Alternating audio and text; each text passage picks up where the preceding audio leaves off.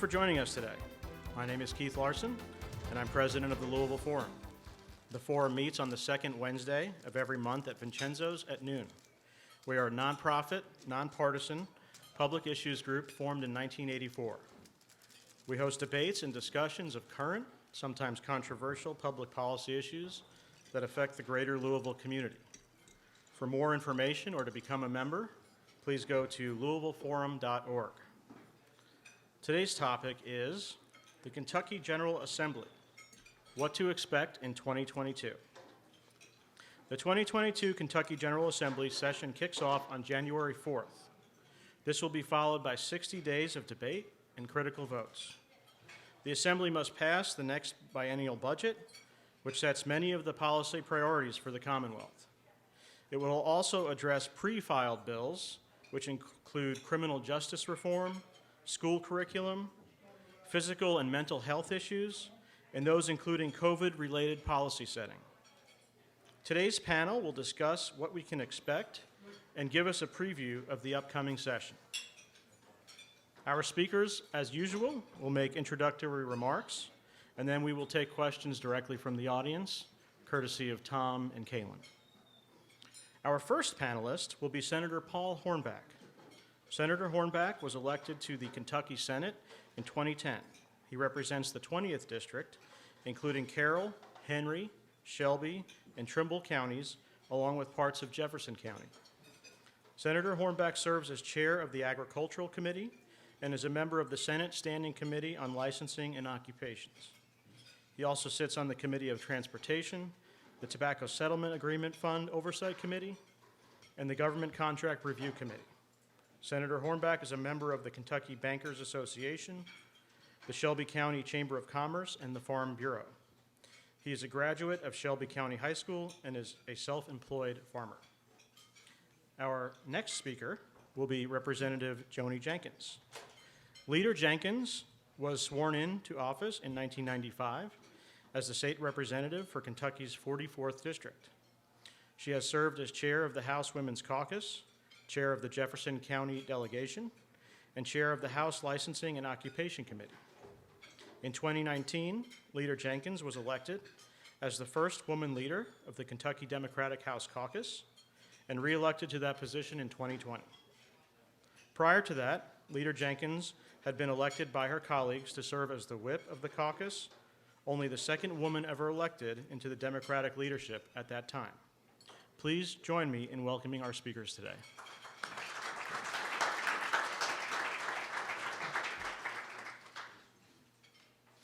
Well, thank you, Ken, for having us here today, and thank the Louisville Forum for having us. I think this is the second or third time that I've been here.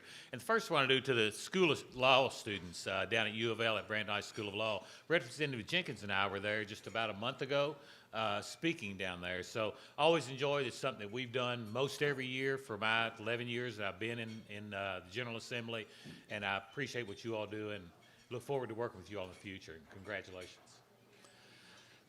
As Ken said, I'm a farmer from Shelby County. I've been in the legislature for 11 years now, going on my 12th year.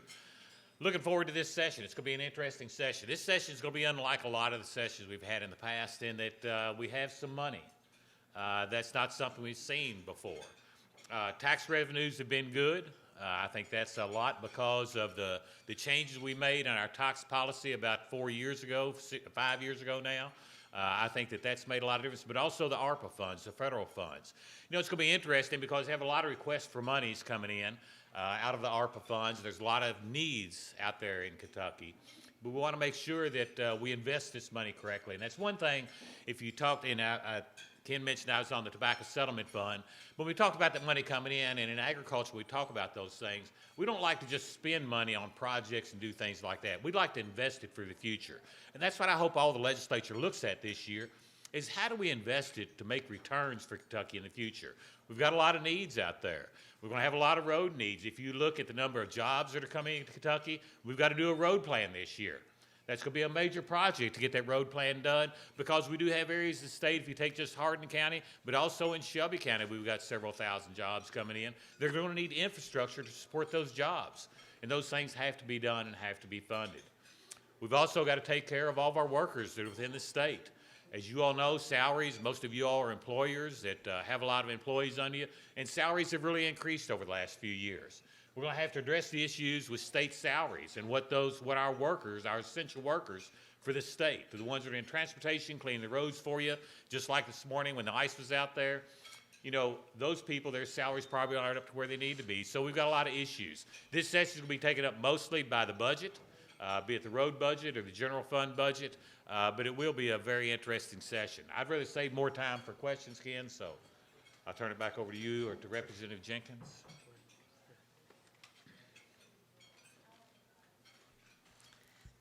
Good afternoon. Thank you so much for the invitation to be here. I believe this is my first time addressing the Louisville Forum, so I'm very excited about that, and it's good to be with my colleague, Senator Hornback. We seem to be on panels a lot together, so we might be the yin and the yang. I don't know the General Assembly.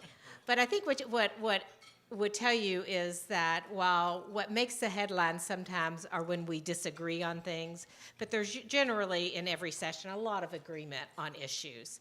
And just to highlight some of the things that Senator Hornback talked about, 2022 is a budget session, and that tends to take a lot of discussion and air out of the room. And it is a good year for us because revenues are up. There is lots of one-time money that probably for every dollar, there's been 3 or 4 people asking for that dollar. So there's lots of hard decisions to make. Very excited about the infrastructure, the federal infrastructure bill that is coming here, but it comes with a match. So we'll have to look at our road fund. Lots of discussion, I anticipate, on how we fund the road fund here in Kentucky. And as we're transitioning from fossil fuels to electric vehicles, I think that's something we have to keep in mind as we're looking at the gas tax. We don't want to see us in 20 years putting the responsibility of funding our road infrastructure on folks who are probably lower income who are still driving fossil fuel cars in 20 years. So it's conversations that we're having.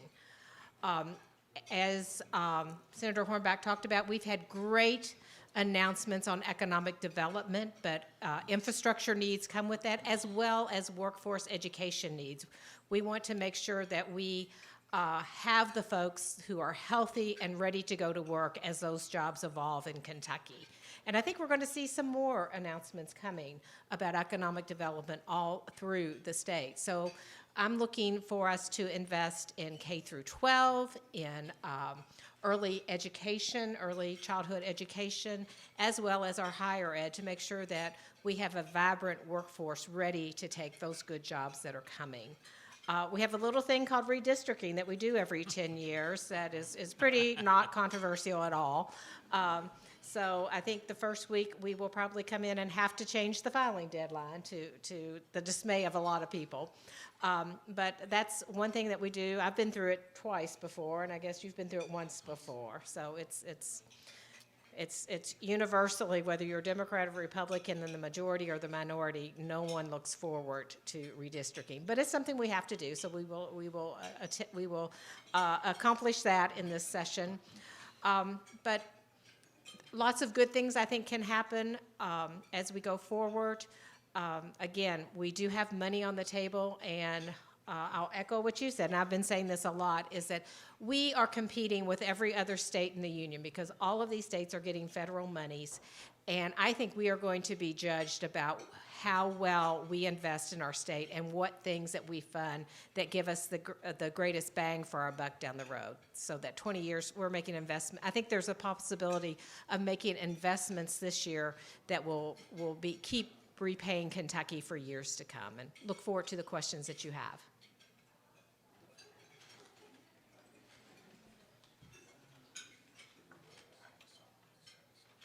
Okay, thank you, speakers. At this point, we will take questions from Tom and Kaylin.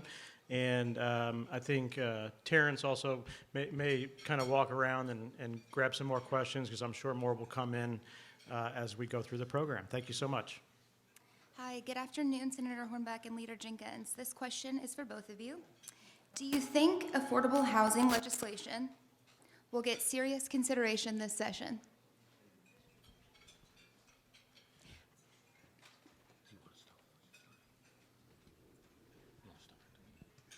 You know, I think what we have found there are a lot of lessons that we learned during COVID and the pandemic that were there before but have been kind of peeled back since the pandemic. And the need for affordable housing in this community, and I see where Metro government is going forward on using part of their federal funds for that. So I think it will be a discussion in the General Assembly. But haven't seen anything pre-filed yet. We in my caucus have worked on a few things about eviction and affordable housing, but we have not pre-filed a bill yet. I don't know in the Senate if there's discussions. We've not had any discussions as of today on affordable housing and trying to change some of the statutes on that. I do think private industry takes care of that somewhat. If you look around, whether it be in Jefferson County or any of my other rural areas of my districts, there's always a need for affordable housing, and that's a very broad term when you talk about affordable and what is affordable, because people have different wants in what they spend their disposable income on, and so their need for affordable housing in Trimble County is much different from what it was in Jefferson County. But I do think that a lot of it's being taken care of by the private industry right now, that they see the need, that there are programs out there, federal programs out there, to get some of that affordable housing going.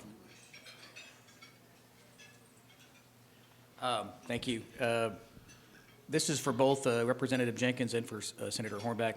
Healthcare providers have mandated their employees get a flu vaccine for over at least 2 decades.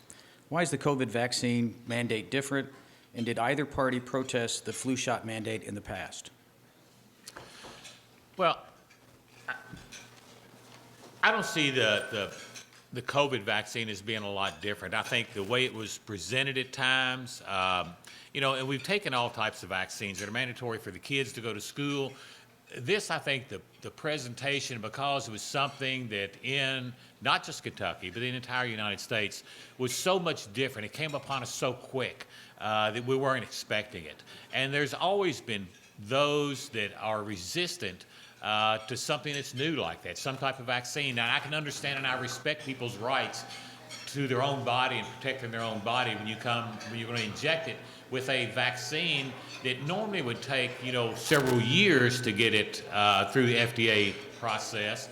We got done in 6 to 9 months' time. And so I think that the way it was presented to the public, I think did as much damage as anything. And we've got roughly about 30% of the public that doesn't want to take the vaccines. But we've also got a lot of the public that there are other vaccines they don't want to take either. I took the COVID vaccine. I've never taken a flu vaccine. And I don't know why I did that or why I don't do that. But I think you measure your risk and make your own decisions. We've always, in all of our vaccines in Kentucky, through the health departments, have made opt-out situations for them. So we've never mandated any vaccine. There's always an exclusion for folks. I'm a big believer in vaccines. My dad's a polio survivor, so one of my very earliest memories is standing in line at Butler High School to get the sugar cube with the polio vaccine in it. But I do support employers like hospitals making that as a requirement of employment. I don't think government should be involved in that. I don't think government is going to mandate every citizen to get a vaccine. I think the best things that we can do is be good role models and to reassure people that while this seems like this was a quickly developed vaccine, it really was years and years in the making. I'm very sorry that this has become a political issue. I don't think disease and science should be a political issue. And certainly, I've always told my constituents when they called me and asked me what I thought, I told them I took the vaccine. I was an early vaccinated person. But everyone should be checking with their own physician who knows their medical history. They don't need to be asking politicians whether they take a vaccine or not. Thank you. This question says, will the foolish CRT, critical race theory bill, get taken up, and what do you think will happen with it? This question's for both of you. You can go first on this, and we're all together. We've had several bills pre-filed, and it's one of those very controversial where people line up, very strongly on either side of it. I really think deep down it's a non-issue. Critical race theory, I'm not sure, if we ask everybody in this room what they thought it was, we'd probably get about 100 different definitions of it. It is not taught in K through 12. It is usually a much higher education theoretical course. My prediction, if we see something pass, it will be very empty and not really make much difference one way or the other. That will be responding to a certain population within our state. Well, as of now, there haven't been any bills pre-filed in the Senate. There have been several in the House, but there's been none pre-filed in the Senate. So whether we take that up as an issue, I think that the Senate is more interested in that we focus on teaching factual history without a slant either way. I mean, we've tried to do some things to our education system in the last few sessions, I think, to make sure that our children are prepared to come out into the workforce, that know what history is.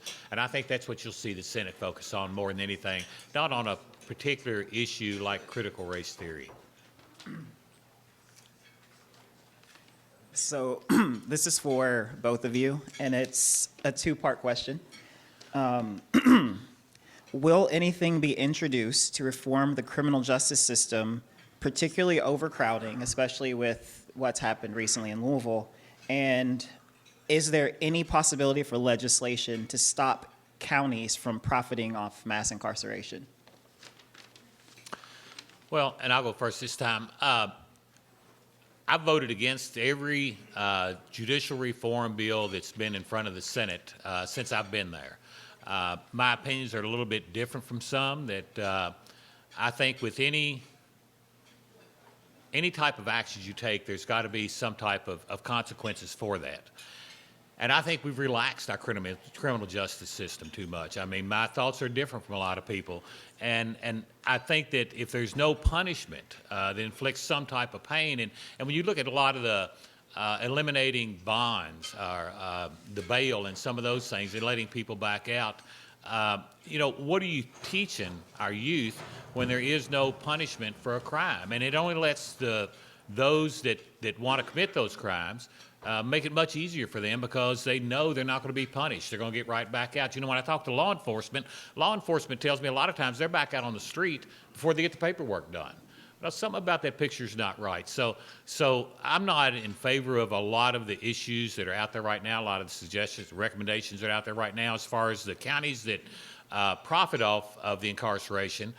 There are some counties that have profited in the past, but with all the mass releases that we've had in the last 2 years and the lower incarceration rates, these same counties that were profiting off that are now having to cough up some money out of general fund to make those jails stay open. And so, it's kind of a pendulum that swings back and forth on the profitability of running incarceration. I think there's a balance. And we incarcerate people who we think are a threat to the community. So it's about public safety. I believe there are probably a whole lot of people sitting down in the jail that are there because they can't afford bail, that are not a threat. They may be a threat to themselves, but not a threat to the community. So I think we have to reevaluate how we are incarcerating people. We incarcerate more people in Kentucky than any other state. And I just don't believe Kentuckians are worse than other people in other states.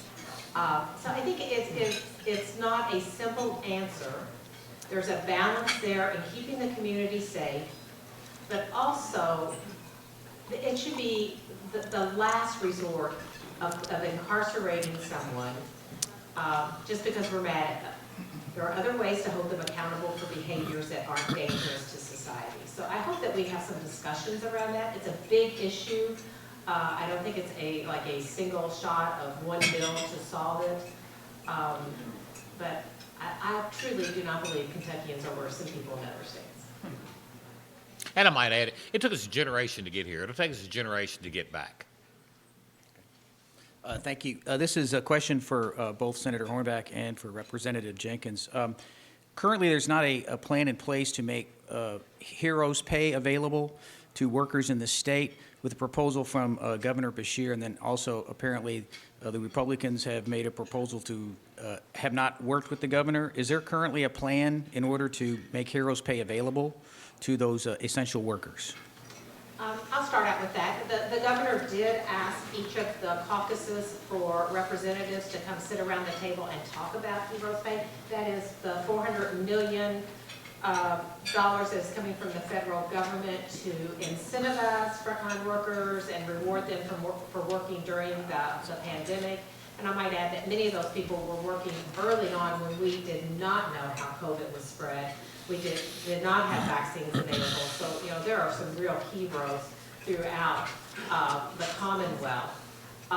When the majority party said, we're going to handle this through committee and chose not to participate in a work group, the House Democrats decided that we wanted to see this be very transparent and open. So we had our first hearing Monday, and we had law enforcement and medical professionals come in and talk about how they worked during the pandemic and continue to work during the pandemic. We have a second hearing on the 15th. We're going to hear from educators and other folks. We have invited any group to come talk to us or to submit a written testimony to us. We think it should be very transparent, and it's a great opportunity, we think, for all Kentuckians to learn about these folks, workers throughout the Commonwealth that really did keep the economy open and made our lives as normal as possible. That will either be part of the budget bill, I assume, or a separate bill. I'm kind of hoping it's a separate bill so we can get payment to folks right away. The budget bill usually doesn't pass until March or so. So I'm hoping that we can act much sooner than that so that we can reward and incentivize these folks. But it's a complex issue. Most people think they're essential. So those decisions are going to be pretty tough. So we hope to do it in a very open way so everyone can weigh in. I personally don't think that we will take that up. I think we'll discuss it and we'll talk about it. But everybody thinks they're essential. I think agriculture is essential. I mean, you all wanted to eat during the pandemic, and those people wanted to, so those people are essential. If you look at the person that kept your water turned on at your house, the water workers. I mean, and when we talk about doctors and nurses and those first responders and those folks that were right there on the front lines, I understand that. But everybody in their own occupation is a hero because they keep this economy running. And so how do you distinguish who is a hero and who's not a hero? I don't think there's a good way to do that. I think we need to focus more on what do we do to retain our workers? What do we do to educate our workers? We got a terrible shortage of nurses in the state of Kentucky. We've got nurses that are absconding to other states because of pay and things like that. If we had those nurses here, maybe the situation wouldn't be as dire as it has been in the past. And we need to focus on how do we do that and focus on the future and how we keep those people employed, how we give them fair wages. But to try to distinguish between essential and non-essential, I think it's impossible. Because if I ask the 70 people that are here or however many are here, I get 70 different answers about who is essential. I just don't think there's a way to differentiate between those. And Leader Jenkins, this is a question just for you, and it sort of follows up on what you just touched on. So the new Essential Workers Work Group and public hearings that are happening in Frankfurt, how is this public hearing process going? What do you feel may result from the input received, and what is your definition of an essential worker? Well, I'm still learning. There are some groups that have reached out, and I thought, oh gosh, I hadn't thought about that. So it's a fact-finding mission for all of us. I'm not the chair of it, I'm not sitting on that work group, but it is the intention to make recommendations to the governor at the end of the month. We will have one more hearing on the 15th, and then we're thinking we'll probably have to have a Zoom meeting to allow other folks to testify. But it's been not only, trying to determine how we spend this federal money, but it's also been a great way, I think, to honor the people who have done such great work throughout this pandemic. Thank you. And Senator Hornback, this question is just for you, and it's in reference to your opening remarks. So as you know, Kentucky is first in the nation in the role of child abuse.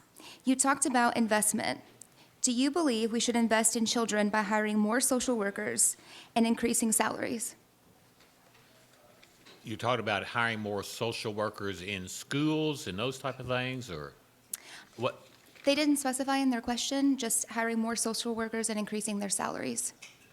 Well, I think we should, and I've been a big advocate of social workers, of mental health experts, and we've got a lot of mental health issues that have gotten a lot worse over the last 2 years, and that's very evident when you talk to educators in school.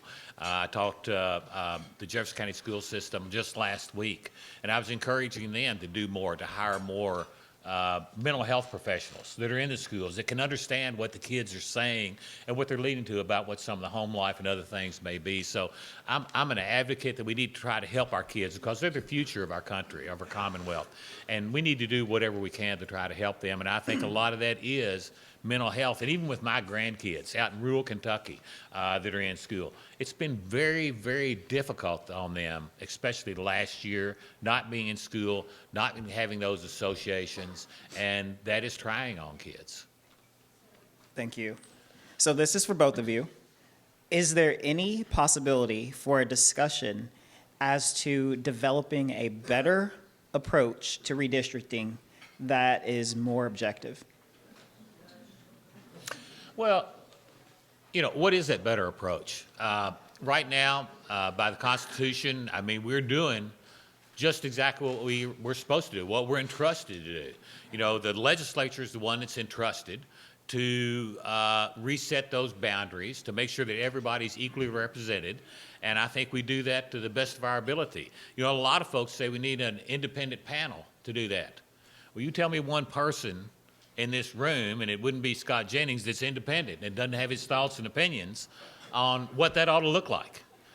Because everybody in here has got their thoughts and opinions. So, you know, if you're thinking about going that way to an independent council, well, who's going to appoint them? They're non-elected officials. Is that what you want? I don't think so. You know, the majority party always gets the majority of the say in it, in any issues that come up in the legislature. But I think by our Constitution, I think our forefathers thought that this was the best way, and I still think it is. You know, I have the luxury of having served in the majority and the minority during, well, not coming up on redistricting. And when I was in the majority, former Representative Jim Wayne and I worked on legislation about independent. And it was not that popular in my caucus at that time, because we were in the majority. But I still believe that there's a way to do it that's transparent and open and gives communities some say in what happens. And I am hopeful that we do not rush a plan through. I hope that it is time for, there is sufficient time for communities to look at those maps and decide who they best want to represent them in the General Assembly and in Congress and judicial. You know, I like the term that voters should pick their representatives, representatives shouldn't pick their voters. Thank you. This question is for both Senator Hornback and Representative Jenkins. There is talk about Kentucky Wired. Newspaper reports make it seem like it is a mess. What is to be done given where we are today? You start on that one first. It is I will say it is a mess. It is, and what I think the underlying need is that we need to wire Kentucky. We have found out another thing that we've learned through the pandemic is how essential, it's become an essential utility for healthcare, for education, for remote working, and thank goodness there's federal money in the infrastructure bill to connect those, have connectivity throughout the state. You know, the problem with the Kentucky Wired, and I'm not an expert on it, is it would cost more to get out of it than it would to complete it at this point. So hopefully we can learn from that experience. I think Representative Jennings is just exactly right. It is a mess, and we spent billions of dollars on it, and we'll never get the return off those. But I also think that if you look at the future and what it's going to take to have Kentucky with adequate access throughout the state, and I represent a lot of rural areas of Kentucky. And to me, and when I talk to those that are doing the research and trying to figure out a better way, I think Elon Musk has the best answer, and that's the low-level satellites. They're going to be available where you're out in the middle of the ocean or you're up a holler in East Kentucky or wherever you're at. But you have to have that basic wire. And with Kentucky Wire, that's the one good thing about it, and it'll never pay for itself. But we do have that basic wire for everybody to at least have the capability within their county of transporting some internet service. And I think that the void for that will be the satellite service. And if you all looked up in the sky just a few days ago and saw those 45 low-level satellites going over in a string, I think that's going to be the future. And I think in 4 to 5 years, we won't be talking about wiring Kentucky. We'll be talking about how do we assist people in those connections they get to the satellite. You know, I'm 5 miles outside of Shelbyville. The only internet service I've got is satellite. I've got nothing else. Thank you. This question is for both of you. Who is tasked with the new approach to funding roads? We need fairness between gas and electric cars. What are the leading ideas under consideration? I've had lots of conversations with Representative Sal Santora, who is in the House, is the budget chair of the transportation budget. And we've had lots of discussions. They're looking at what other states have done. There have been some talk about if you own an electric vehicle, that you pay a different kind of tax on it, or a usage fee that you turn in your mileage. So there are a lot of different formulas that we could look at, but I do think we need to look at that very seriously. I think I said that in my opening remarks. And I think it's it's been more emphasized as we are going to be one of the premier states to develop electric vehicles and electric batteries for cars. I think we need to be thinking about now, not later. But our road fund is sadly our road fund is not going to meet our needs if we keep funding it the way we are right now. But it's going to take a combined, I think, bipartisan effort to change that formula, and agreements not only across the aisle but across the chambers. And I think Representative Jenkins is right. Sal Santora has done a great job of promoting bills in the past. I think he's done a good job of trying to work in a bipartisan manner to try to get something done, because we must find a way to make sure that the alternative fuel vehicles, whatever they may be in the future, that they're paying their fair share of the road fund. Because whether you're driving an all-electric vehicle or a gas-powered vehicle, you're still wearing on those roads. So everybody's got to pay. And this thing that you can get a free ride and not pay because your electric vehicle costs more than somebody else's, that's not true. You've got to pay for the maintenance on those roads. The one thing we better think about that doesn't get talked about a lot when we talk about all these electric vehicles. Right now, as you all know, several years ago when we started putting in underground storage tanks and everything for gasoline and stuff, every time you go fill up with gas, you pay 3 cents a gallon just for cleanup of underground storage tanks. What are you going to do with all these lithium batteries? How are those going to be disposed of? When you decommission those, what are you going to do with them? That's got to be a part of this discussion, because we want to keep the environment and everything clean for the future, and we want that paid for up front by those that are users of those, so that our kids and grandkids don't have to pay for it later on down the road. Thank you. This is a question for Senator Hornback only. The idea of Kentucky joining the call for a national constitutional convention is terrible. Do you believe Republican leaders will or should scuttle this idea? Well, we haven't brought it up in the past.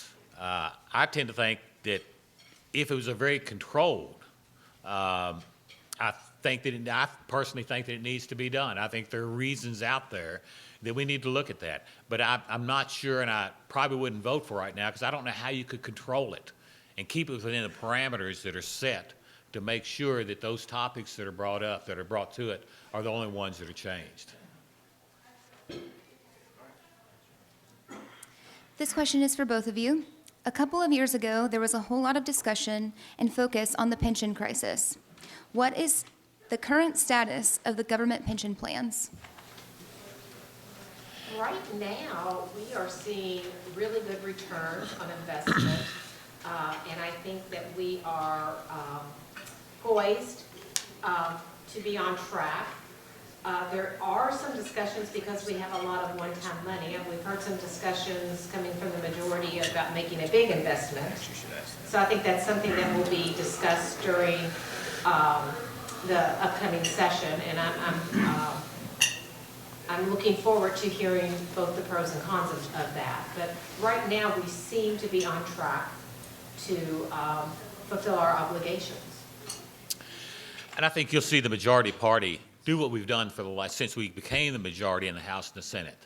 And that's not only fully fund our pension systems, but go over and above what the ARC said, to change to a system that is a system that's going to pay out over the next 30 years. And that's what we've done. And that's the reason our returns have been better. We've put a lot of money into it already. I think you'll see us continue because, you know, our track record is there, that we've been doing that even in short budget times. We were still making the appropriation to go over and above what was required by law to put into those pension funds. So the majority party will stay with that.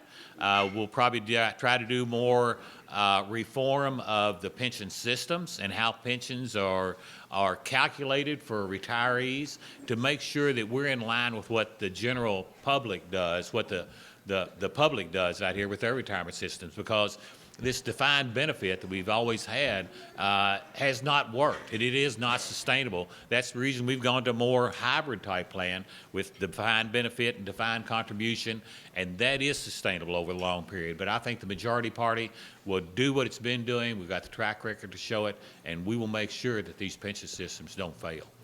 And I would add to that, what we have been hearing from local governments as well as state government is the retention of employees is tied to pension.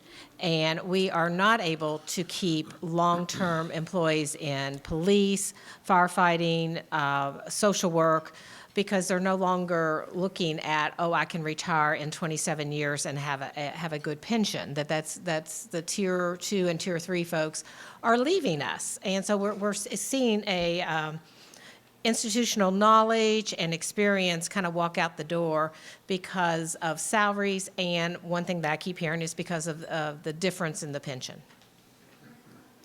Thank you. This question is for both Senator Hornback and Representative Jenkins. Will you support legislation to change the 1947 gas formula so that cities will be able to receive more gas revenue to use in their cities?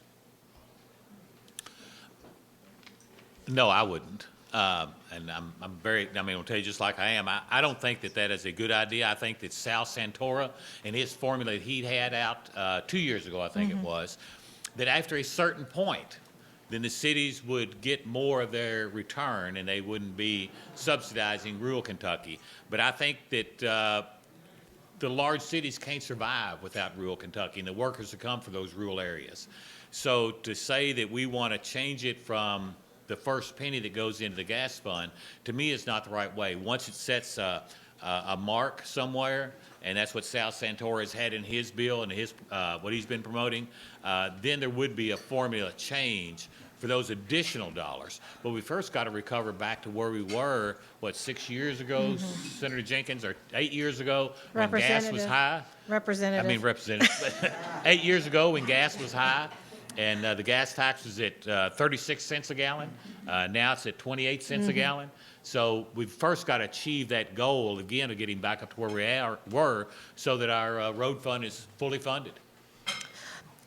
And I agree with you. I think it's always good to go back and look at some of these formulas that have been in place for so many years, whether it's the SEEK formula or the road formula. I think it's always good to revisit that and perhaps see if it still is working for us. But our responsibility is to the state road system. And see, I told you we agree on a lot of things. So we'll see how this agreeing with each other goes. This is for both of you to agree on. Due to current circumstances, will Kentucky continue to protect the rights of mothers with regard to reproductive rights? And will the current clinics be protected as well? I want to see this agreement. I think everyone is, for very many different reasons, looking at the Supreme Court and what happens there this year.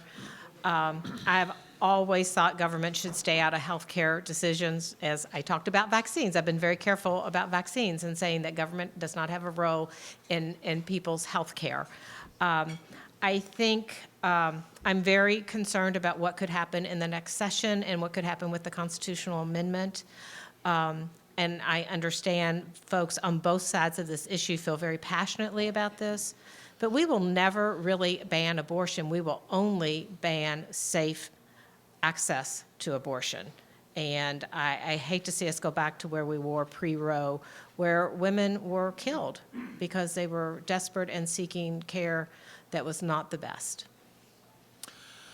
I'm a pro-life Catholic, and I think that the unborn have rights. You know, we talk about women's rights and those type of things, but I think the unborn have rights. And as a representative of some 115,000 people, some of those are unborn, and I respect those rights of those that are unborn too.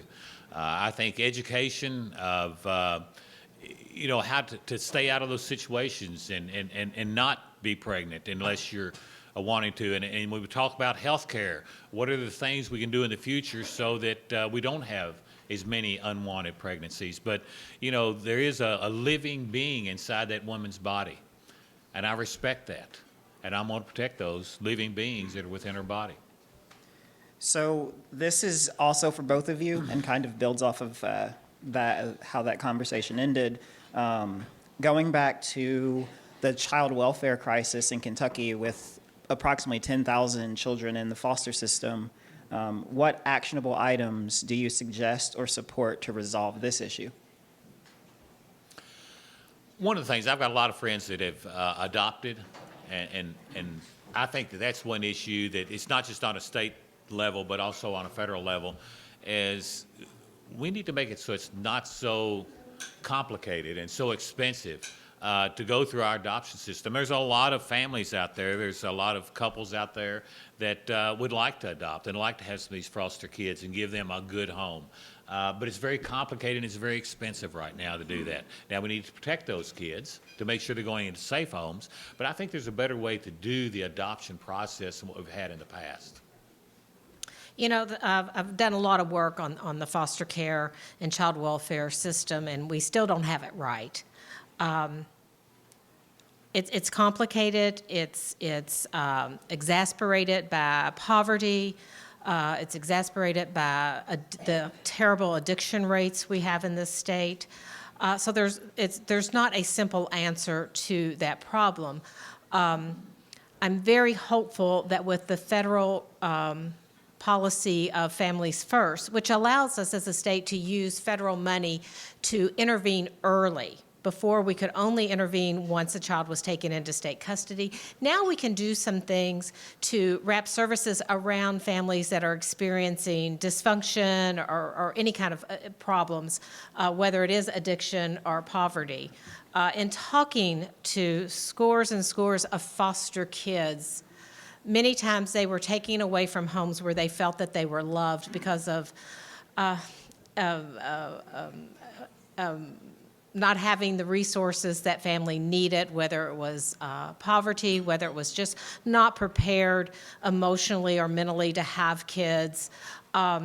If we can wrap services around them and keep kids out of the system, I think anytime you can keep an individual out of the system, whether it's incarceration or foster care, state custody, I think they do better in life. So it's very complicated, but we continue to work on it.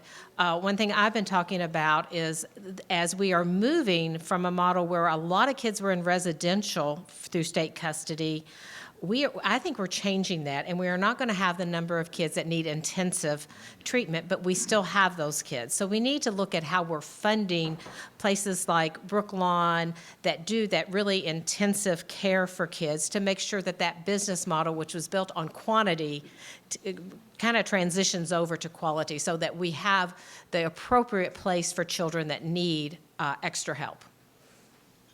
Thank you. This question is for both of you. Please discuss the issue of gun violence and measures to address legislative changes that are needed. You can do that. Well, I was just thinking that Senator Hornback really courageously stepped up a few sessions ago and sponsored the emergency response. I can't remember, but a lot of people call it a red flag bill, that said that when something had happened in an individual's life, created a problem where we could temporarily take a gun away from someone until they were past that crisis center. And what we've seen in other states is it really reduced the number of suicides by gun, not so much big events. So I really want to commend you on really stepping out courageously, I think, to sponsor that bill.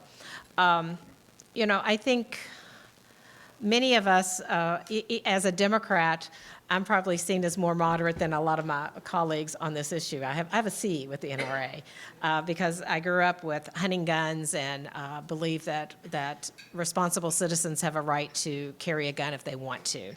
But, here in Louisville, we have just seen an explosion of gun violence. And I think one of the things that we should look at is a mistake I think we made nearly 20 years ago when we said that police had to put guns taken from crime back out on the streets. They had to offer those up for sale.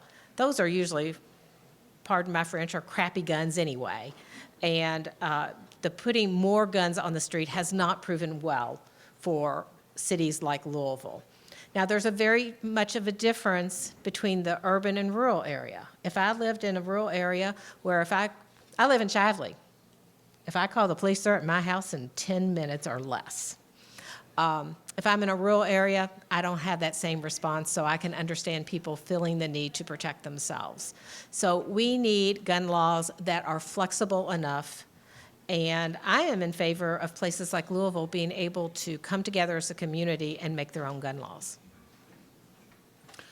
Well, I'm a firm believer in the Second Amendment, and I did introduce legislation last year that is not what we think of as red flag, but it's more of a mental health type approach to it because, and Representative Jenkins said it correctly, we want responsible people to be able to have guns. Everybody that wants a gun should have one as long as they're responsible in their actions the way they use that. But I worked with the mental health organizations over the last 2 years to try to develop a bill that talked about addressing what the issue is. And that's that mental health crisis that people have when they get ready to use not just a gun, but some other type of weapon and committing some type of heinous crime. And we see that and we have that, and we have to recognize that it is an issue out here because it goes on every day. I'm one of those that I think, and I know in my party I'm not supposed to mention these things. But I think if we don't talk about it, then we never resolve the issue. And a lot of my fellow members were not willing to talk about it, and I did. And I'm going to again this year because I do think that we all recognize we have a problem out here. And if you were Whitney Austin that I met about 6 years ago, that if you remember the Bank of America shooting up in Cincinnati, got shot 13 times with an AR, and is helping me in this, that she lived through that. None of us want that to happen to our families. None of us want a school shooting where our kids go to school, not just because of the danger they have from the gunshot wounds, but the mental anguish they have that comes with that of just being around where that has happened or one of your friends getting shot. So we recognize there's an issue out there. We've got to be willing to talk about that issue. And like I say, the gun activists, I've been and talked to them, and they think it's terrible that I would even mention it. But I try to assure people that this is not about guns. This is about weapons. This is about mental health. This is about helping people get through those mental health crises. And I think that's the way it needs to be addressed. Thank you. I guess we'd like to end with a kind of a global question that someone wrote here for both of Senator Hornback and for Representative Jenkins. And if you want to take some time, what issues will be most contentious during the session? To what extent will Republicans attempt to sabotage the governor? I just wrote it down. We never do that. So we've got about 4 minutes, so 2 minutes apiece if you want to, and we can kind of wrap up if that would work for you. Well, first thing, I I don't think we ever tried to sabotage the governor in anything. I think that, we've gone back and looked at do the people, and what I've heard out there throughout my district is, last year a lot of people said we were sabotaging the governor and taking rights away from the governor in the COVID.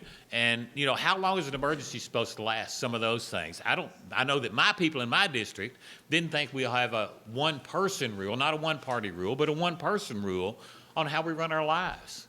And so, I don't think we're trying to sabotage. I don't think we're trying to take power away from the governor. If you look at my bill last year that passed on restructuring the state fair board, he says it's unconstitutional. Well, I don't see anywhere in the Constitution that they established the state fair board. That was done many years after. That was a power that was given to the governor by the legislature.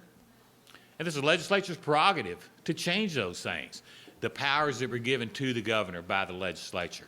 I think there'll be a lot of contentious issues this year. Most of them are going to revolve around money.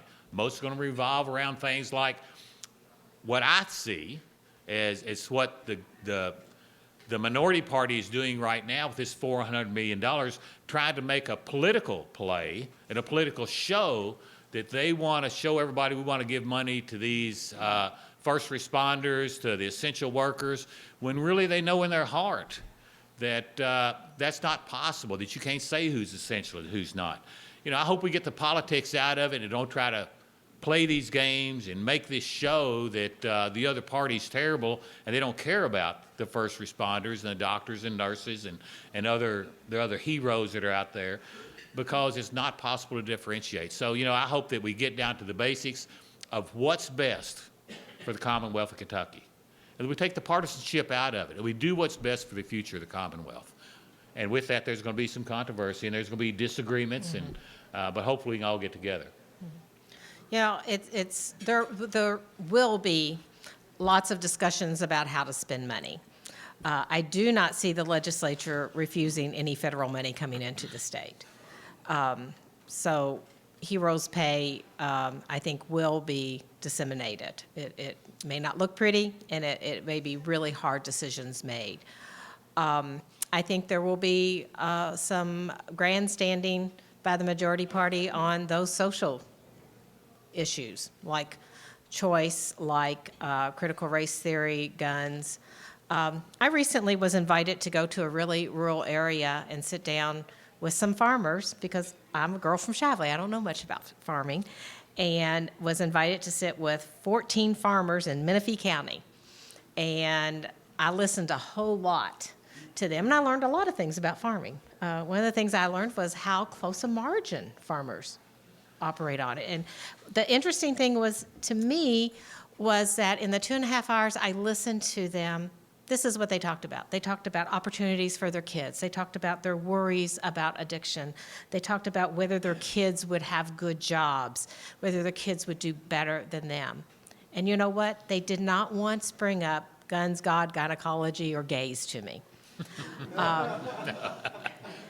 And you know what? I think that's what Kentuckians want. I think Kentuckians want opportunities for the next generation. They want to see this state do well. They want their kids to do well. They want their neighbors to do well. They want to make sure that people have health care. They want to make sure that people have the best education that they can get, and that they have good jobs and are able to live great lives. And sometimes in Frankfort, and it's not one party or the other, we get bogged down into these really controversial things that I don't think all Kentuckians even really care about. So I hope that we look at this session as a time to come together to make bold investments in our Commonwealth that are going to ensure that kids have a chance at life, that they have a chance at a great life in Kentucky. And just one other comment on that. I think Representative Jenkins is just exactly right. The way I put it to a lot of people, and did yesterday at another forum I was speaking at, is you got 10% that are far left, you got 10% that are far right, and I don't care what political party you are or where you are in the state of Kentucky, you got 80% are in the middle. And they just want the betterment for their families and for the Commonwealth, for the future and everything. But these are the vocal groups on both sides. And that's one thing I have to compliment Senator McConnell with, is I think he does a good job of trying to balance that. And a lot of times it's not always the decision that a lot of others in his party would like. but he balances those things to make sure it's not support of the far extremists on each side, because there are tyrants on both ends. It makes no difference where you're at. There's tyrants on both ends. And we got to make sure we're serving those 80 people that were 80% of the people were elected to serve in the middle.